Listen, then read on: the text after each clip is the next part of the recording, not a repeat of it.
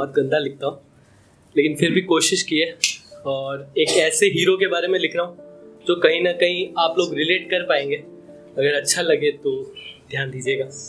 मेरी कविता का शीर्षक है फादर, पिता। मैंने पिता पे कविता लिखी है।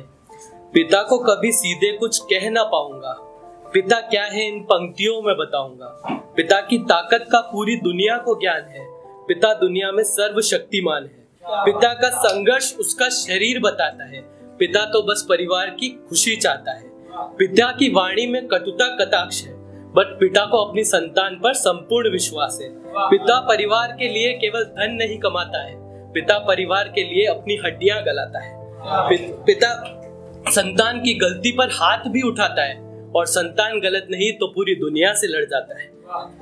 पिता अपनी मेहनत से चाहे कुछ कम भी कमाता है, लेकिन पिता अपने संतान को हर खुशी देना चाहता है। एक संतान से पिता की जिंदगी बदल जानी है, एक संतान के लिए उसे पूरी दुनिया की जिम्मेदारी निभानी है। पिता की जेब में चाहे पैसे का अभाव है, पर संतान के लिए पैसे से हर समय तैयार है। पिता अपना दर्द कभी किसी को नहीं बताता है, पिता अपनी बड़ी से बड़ी पीड़ा हंसकर टाल जाता है। अपनी संतान से उपहास को अश्रु में बहाएगा। पिता की अहमियत कभी समझ नहीं आती, पिता ने अपनी संतान के लिए दौलत नहीं अपनी जिंदगी लुटा दी। ये लास्ट लाइन मैंने मेरे पापा को डेडिकेट की थी और ये लाइन बोलते हुए मैं रो भी पड़ा था। पापा आपके जैसा पिता कभी बन ना पाऊंगा, पापा आपके जैसा पिता कभी बन ना पाऊंगा, लेकिन हर जन्म में आपका बेटा बनना चाहूंगा।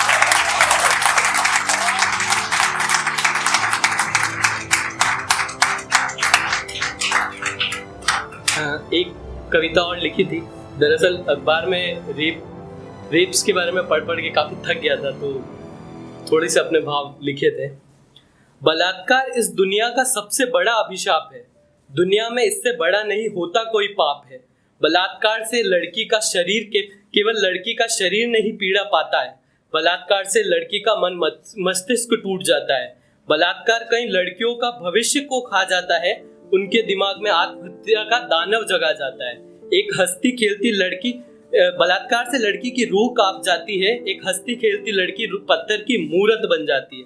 बलात्कार का अपराध एक लड़की पर किया जाता है, लेकिन उसकी सजा तो पूरा परिवार ही पाता है। बलात्कारी तो इसे भी अपनी जवानी की गलती बताता है। समाज के लिए दोष लड़की के कपड़ों पर आ जाता है। अगर कपड़ों से जवानी निकलती तो 2 वर्ष की बच्ची क्यों झाड़ियों में मिलती है। अब तो लड़कियों खुद को एक तिजोरी में बांध लो, भगवान के अलावा किसी से मदद मत मांग लो। इस युग में एक लड़की एक मांस का टुकड़ा है और ध्यान से देखो तो हम सभी में भेड़ियों का मुखड़ा है। न्याय व्यवस्था का अलग ही हाल है, जब तक न्याय मिलेगा तब तक लड़की का शरीर ही कंकाल है।